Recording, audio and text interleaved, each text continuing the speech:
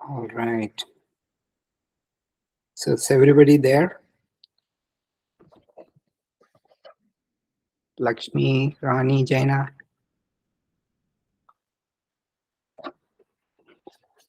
Okay, all right. Yeah, feel free to let me know if you have questions. So thank you for coming to this presentation.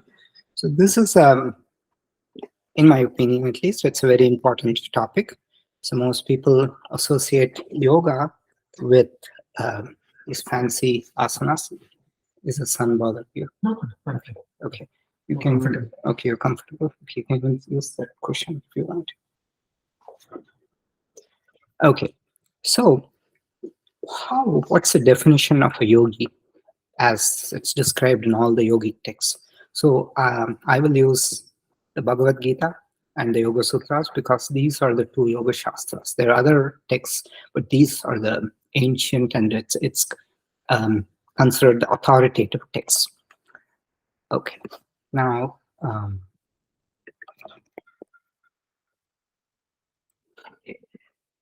I thought I can do it in one class, but the topic is so big, I cannot do justice in one class. So I started putting the slides together, and right at the first one, I got clean board, like a cricket match which proceeds for 20 overs without scoring a run like that. I spent like an hour and a half or 2 hours on researching the word yogi, yogini, and yoga. I was telling this to Lataji and Vivek earlier that when you go to a meditation class, it's majority, it's women. It's 55% or 60%, 40%. And in asana class, it's even more. So 70-30. So I cannot say, refer to a male person as a yogi. But when I started reading all the texts, it became very clear that yogi, it's meant to refer to both male and female. And in the context of yoga, the yogi, the whole subject is about Atma. Atma doesn't have a gender, not even a human, or it can be another being too, even that has the Atma. So it goes not just beyond gender, but it goes even beyond the human race. And the other thing is, yogini, when the word is used, very often in scriptures, it refers to a yakshi. So that being so, I didn't want to use the word yogini to refer to female yoga practitioners. In one of the texts, it says that like the yakshis, the yoginis are lavishly adorned. They have a captivating appearance that can be both terrifying and mesmerizing. They offer life-enhancing energies that bring fertility, growth, longevity, abundance, material and spiritual well-being. And this there's actually a temple for these yoginis. It's called the Chaushat Yogini Temple. So it kind of leads us away from what a yoga practitioner has defined in the texts. Therefore, I will just use the word yogi to refer to both male and female yoga practitioners. And I would like to acknowledge Dr. Swami Paramatmananda for the very traditional rendering of Vedanta, as was done for over 1,000 years, starting with Adi Shankara. This is the reason is Vedanta and yoga, these topics are very subtle, and we cannot be putting our own understanding. So you have to stick to a certain tradition. And I learn a lot from Swami Bodhananda. Rani, you probably met Swami Bodhananda. He's a giant in Vedanta. And he told me his batchmate was Swami Paramatmananda. He is apparently the most traditional and most scholarly. So I'm so lucky to have been able to study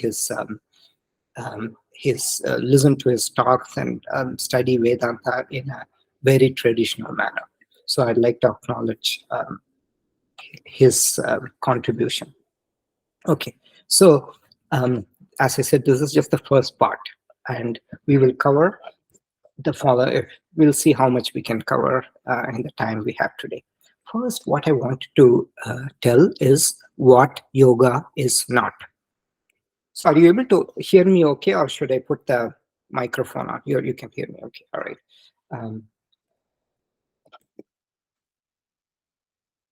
These days, I think it happened about roughly starting in the 1990s and in the early 2000s.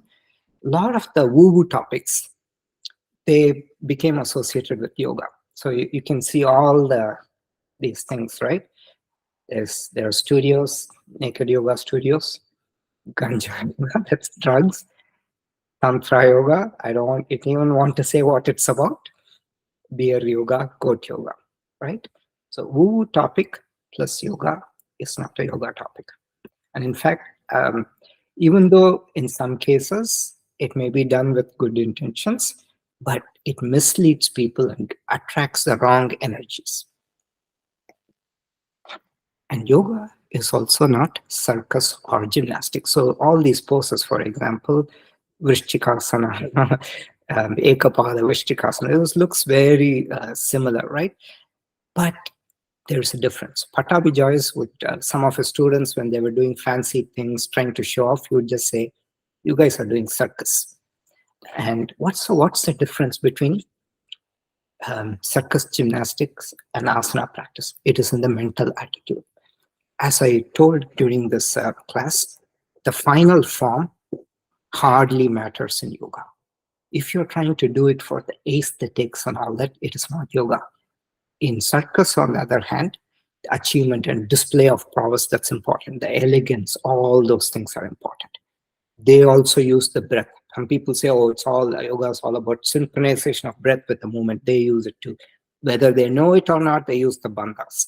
All these things are true, but the mental attitude is different, because in yoga, it is not about the final form. It's about stilling the mind and tuning into the inner self.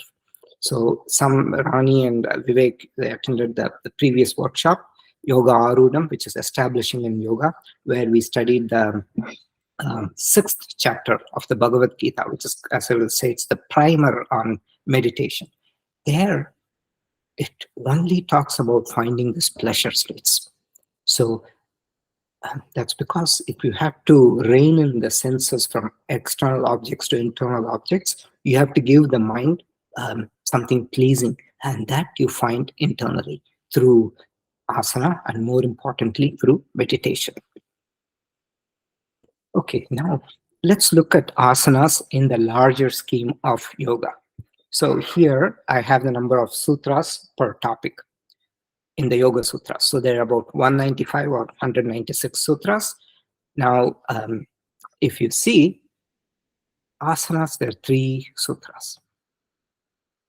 Pranayama, 6, twice as much. Ishvara, 7. Yama-niyamas are so important, we'll see. 16. Meditation, 76.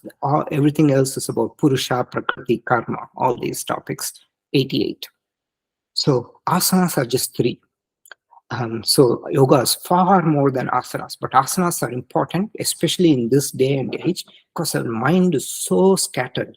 In fact, the children want, with their gadgets and all this, by the time they reach the age of 10, their attention span is less than that of a goldfish.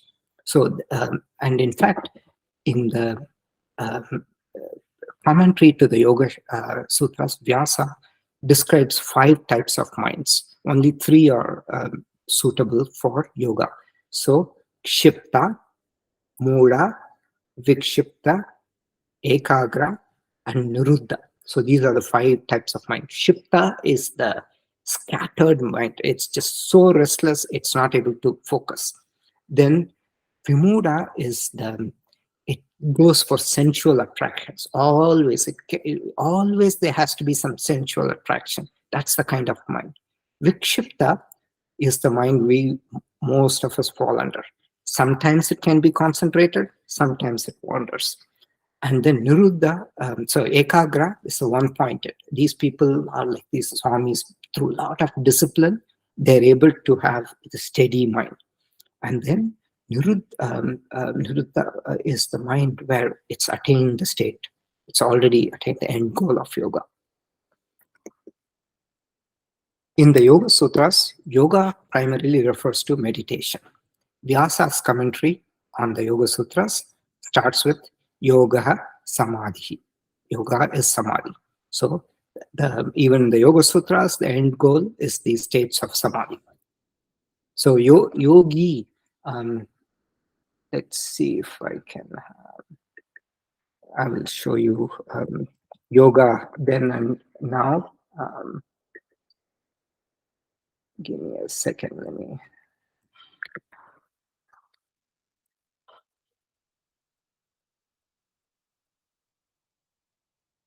Okay. So if you see here, in those days, when they use the term yogi, it refers to people sitting like this in deep meditation. These are yogis. And now it's all this, right? So it's just changed context. And previously, you see all these kids, they wanted to run away because they came to the Mysore palace so that they can get the one square meal of the day. But now people pay money to be tormented in poses like Kapotasana. And yeah, now people do all this, become yoga and all that, so they can eat one more fancy meal without gaining weight. And when BKS Iyengar was asked about his diet, he said he lived off tap water and tea for days together due to extreme poverty. So he said he didn't have a diet at all. That's the difference between how things have changed recently. I'm not saying people have to starve, but as we will see, food plays an important aspect in yoga because, as I said, the Hatha Yoga practice is all about using the body's Agni. So in the Geranda Samhita, there is a famous shloka which says, Ama kumbhaivam jiryamana sada gataha yoga gnalena sandahya gata shuddhim samacharet. What it means is that like ama kumbha is like a pot, clay pot, like a clay pot in water. The body is always decaying. Jiryamana means digest or decay. And yoga agni analena, the blaze of the yogic fire, with that gata shuddhim samacharet, you purify or you bake the pot so it is you can store water in that. So that's what it says. So it's all about the fire. So the fire is very important. So the reason I'm saying is in the context of food, if you have a fire, you put sand on it, you douse the fire. Similarly, you need fuel, but if you put excess, like you throw a heap of wood on the fire, it'll get doused. So for the fire, similarly food, if you throw a lot of food in the body, then you die, the fire goes away. So eating mitahara, mitahita ahara is extremely important. It's emphasized throughout all the classical yogic texts like Hatha Yoga Pradipika. Okay, but I kind of digressed, but yoga is samadhi, so meditation. What is the purpose of asanas in Hatha Yoga? So this is a very famous quote from Hatha Yoga Pradipika. So let me play Jayashree's voice because her voice is excellent. Hathasya prathamang gatva asanam purvamuchyate kuryat tadasanam sthiryam arogyam changalaghavam. Okay, so this is for those who are teachers. You may want to memorize this because it is so often quoted. Kuryas tadastanam stairyam arogyam changalagavam. Stairyam, stability of the body.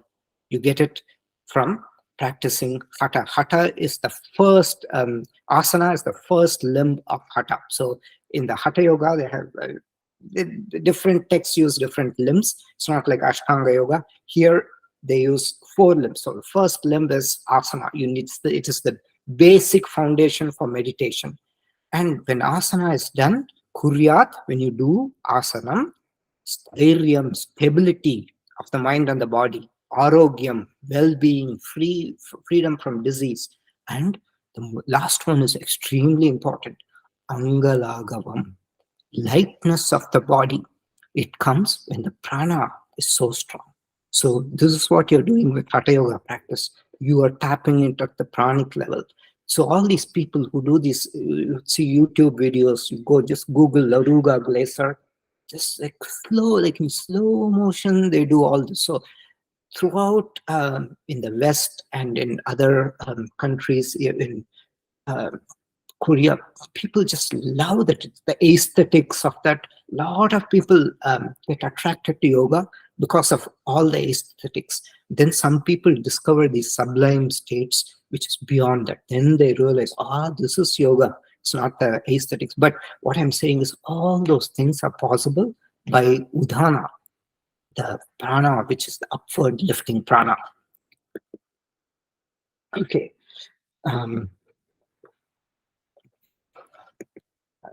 But I thought we could chant it. But if any of you want to chant all these things, let me know. We can do that too. In the Bhagavad Gita, asana is mentioned. There are 2 shlokas for asana. Asana is just mentioned as a seated pose. So those who probably grew up in India know that for meditation they wouldn't sit on the floor. They would use a wooden plank. It's a raised wooden plank. That is also called asana. So asana is a seat or a seated posture. So that is how it is referred to in most of the yogic texts. Nothing to do with the fancy stuff, putting your leg behind the neck, all that. No. And yogi has a connotation of a meditator in the Bhagavad Gita, as in the Yoga Sutras also. Okay. I will play one out. So this is from the Bhagavad Gita, from the 6th chapter. It is a mention of asana. So I will play this shloka. Shucho deshe pratisthapya sthiramasanamatmanah natyuchritam natinicham chailajina kushottaram.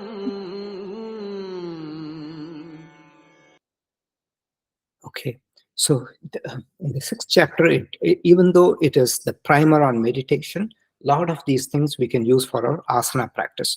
The most important thing is, the reason we are doing all this asanas is a preparation for being able to sit for long without discomfort. So it is a precursor for meditation. Patabi Joyce would say, Nayam Atma Balahinena Labhyaha. He would quote the Mundaka Upanishad. The Atma cannot be found by a weak body. Balahina means balam is strength. Balahina means weakness. Nayam Atma Balahinena Labhyaha. It cannot be obtained by a weak body. This Atma cannot be obtained. That is the reason why all this is done. Okay. Then the second is getting ready for yogic purification. So this is the second shloka where the term asana is used.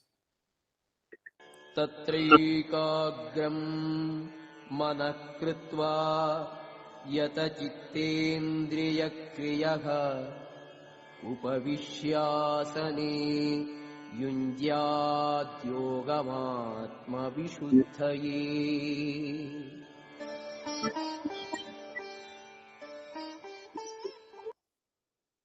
Were you able to hear it okay? Yeah?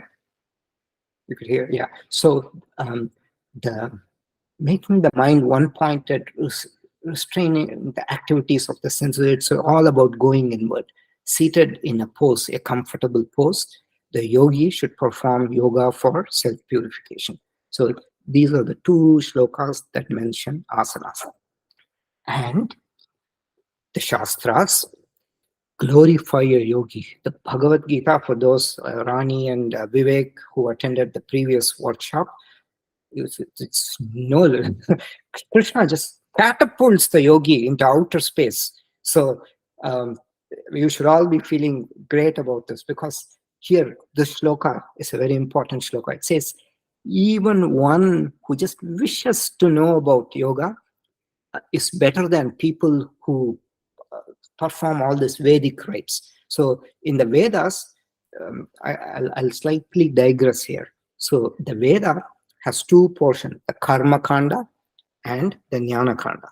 The Karma Kanda is all these things to settle the mind. You do all these actions to purify and settle the mind so it's ready for the knowledge. The Jnana Kanda is called the Upanishads or the Vedanta. Same name. Upanishad is Vedanta. That has the essence of what the Brahman, what the Atma, all this stuff. So in the Vedic rites, all this other in the Karma Kanda. So Krishna says yogi is much better than these people who just do these Vedic rites. He just catapults the yogi into space. So let's listen to the shloka and we'll see the meaning. पूर्वाभ्यासेन तेनैव ह्रियते ह्यवशोऽपि सः जिज्ञासुरपि योगस्य शब्दब्रह्माति वर्तते. So this yoga, whatever little practice we do, apparently it continues into the next lifetime. This was Arjuna's pressing question. What if I injure myself or do something and I'm not able to do yoga? Krishna says, don't worry. It'll roll over into the next lifetime. And then what will happen? By that former practice, in spite of themselves, they are helped. Avasho apitat using, which means helplessly you will be pushed into yoga. Pattabhi Joyce, therefore, would say, finding yoga in a lifetime is the biggest gift you can ever get. He would tell his students. Not just doing asanas, but we'll see what other things to do. And here he says, Krishna says, even one jignyasu api yogasya. Jignyasu means one who wishes to know. Jnanam. Jignya means one who wishes to know about yoga is better than the people who perform Vedic rites. Shabda Brahmati Vartate. Here Brahma refers to the Vedas. So it goes beyond the word Brahma.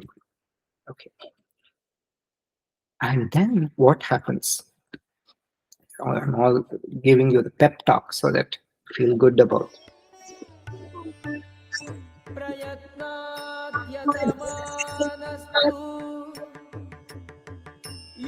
Yogi samshuddha kilbishah aneka janma samsiddhaga tato yati parangatim. Yeah. So in fact, Krishna says, Neha Bikramana Shosti Pratyavayo na Vidyate Swalpamapyasya Dharmasya Trayate Mahato Bhayat. There is no counter production results apparently. You do yoga, there's no counter productivity, so you don't have to worry, oh, will it cost me to go mad or something? No, that won't happen. So na iha abhikramanasho asti, which means there's no distraction for a yogi. Pratyavayu, counter productivity of results doesn't happen. Swalpam api asya dharmasya, little bit of this practice, trayate mahato bhayat, will save one from great fear. So the yogi, but purified from all the sins. Some shuddha, kilbisha means sins. Some shuddha means totally purified of all the sins. And aneka janma samsiddha. Many, aneka means many janma samsiddhi, like perfection in this practice through many births, they will reach the supreme goal. So this is how Krishna glorifies yogi. So you can all pat your back for being here because you all want to know about yoga. And this is perfectly legitimate way to self-congratulate. So Krishna you have Krishna's total approval. Then finally, he just puts the yogi like beyond a rock star into space, stellar status with this verse. तपस्विभ्योऽधिको Yogi ज्ञानिभ्योऽपि मतोऽधिकः कर्मिभ्यश्चाधिको Yogi तस्माद्योगी भवार्जुन. So tapas means when you sacrifice some comforts for a higher goal. So for example, you want a great, like a muscular body, so you eat less, you go to the gym, like do all that stuff, like what Arnold Schwarzenegger did. So this is a kind of a tapas, because you are sacrificing smaller comforts for a higher goal. The yogi is greater than people who perform great tapas. It can be for a legitimate or illegitimate reason. And Krishna says that there are certain tapas which is asuric, he says. Then the yogi, tapasvibhyo adhiko yogi. The yogi is greater than people who perform tapas. Jnanibhyo pi matodikaha. In my opinion, the yogi is greater than scholars, jnanis. Then karmebhyaschadiko yogi. People who perform great actions, great things in life. The yogi is greater than that. Tasmad yogi bhava Arjuna. Therefore, Arjuna, be a yogi. So Krishna is just rock star status he gives to yogi. Okay, so we'll go for a few more minutes. Then the qualities of yogi. So this is the most important thing. So what constitutes a yogi? Throughout all the scriptures, if you see, as I already said, yoga is essentially meditation. So yogi should have a mind that can easily be drawn inward into meditation.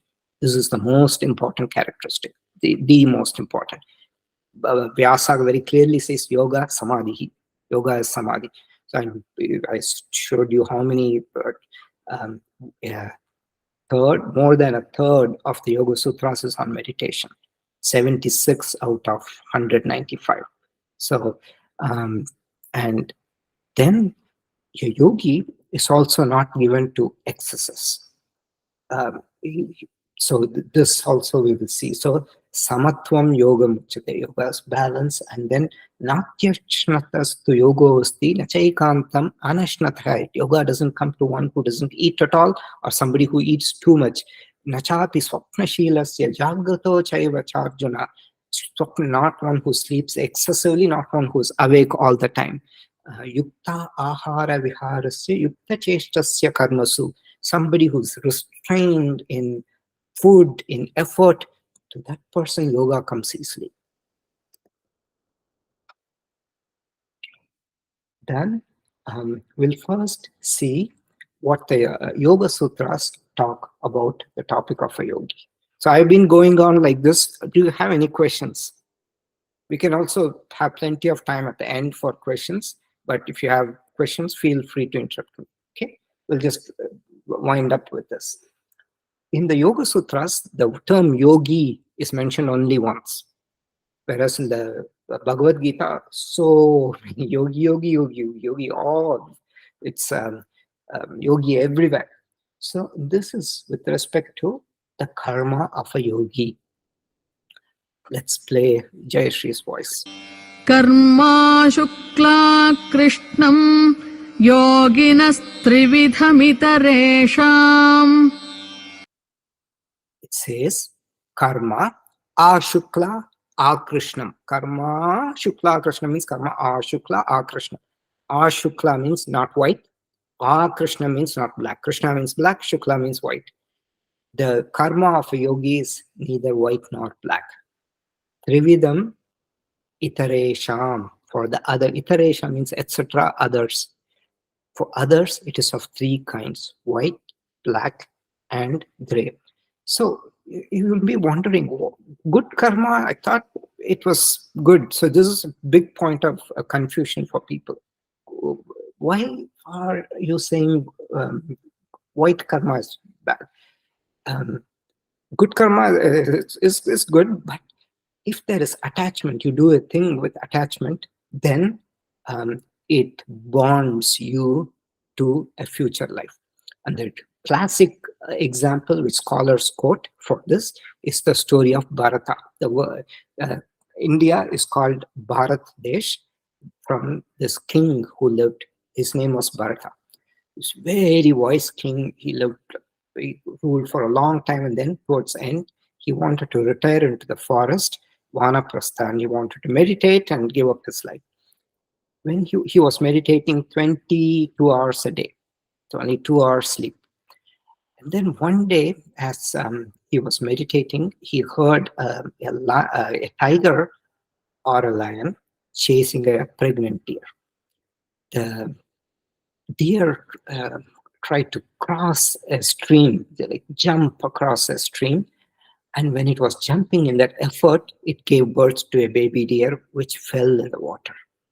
And the sage woke up, not woke up, he was disturbed from his meditation due to the commotion, Bharata. And in an impulse, he just wanted to save the baby deer. He goes, and we don't know what happened to the tiger and the deer, but he saves the baby deer, and he develops affection towards it. And as the deer grew up, his meditation from 22 hours became 18, 12. Slowly it became 1. If the deer wouldn't come back from grazing in the forest, he'll get worried. He'll go look for the deer. So, and finally, at the end, when he dies, he was thinking about the deer. So what happens? So in the Bhagavad Gita, it says, yam yam cha, whatever you remember at the time of death, that you will recover in the next life. So he becomes a deer in the next life. And then he takes one more birth, and then he gets liberated. But this is to show that you have to be careful about the karma. For a yogi, they act from a sense of like this being is just an atma with a body. So that's how they look at it.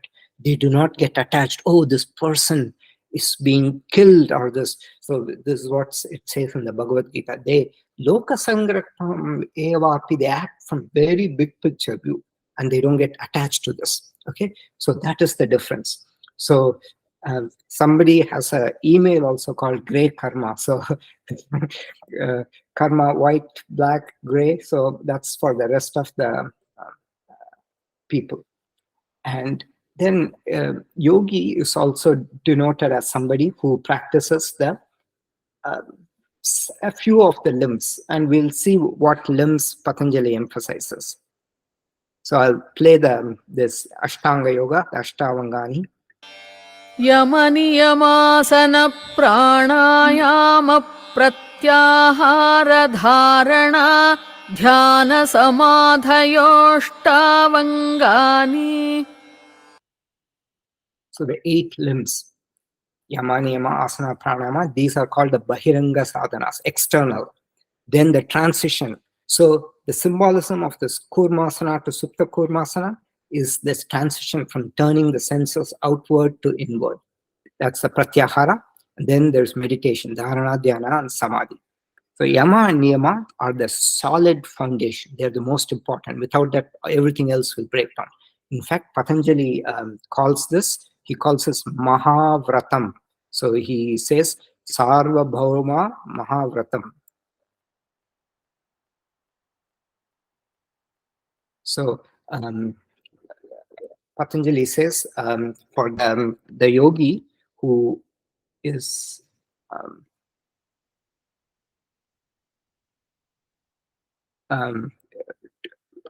totally well controlled, the yama and niyama, he takes this as vratam means vows. Desha kala samayanavachinnat sarvabhauma mahavratam. They're applicable in all circumstances. Desha, place, kala, time, samaya, circumstance, everything, because the yamas and niyamas are so important. Then asanas give stiram or stability. Pranayama is mentioned as a yajna to channel the prana in the body, or tapas in the Bhagavad Gita, and it helps with focus. Dharanashu yogyata manasaha pranayama, that's what it says. And the core of yoga is dharana, dhyana, and samadhi. So you can look at the yoga practitioner as one who is solid in this, then who has withdrawn the senses and has some sense of meditation ability. So, yeah, yama is abstinence, niyama is observance. They provide a stable platform for the other limbs. With that, I will stop the recording and I will let you ask questions if you have.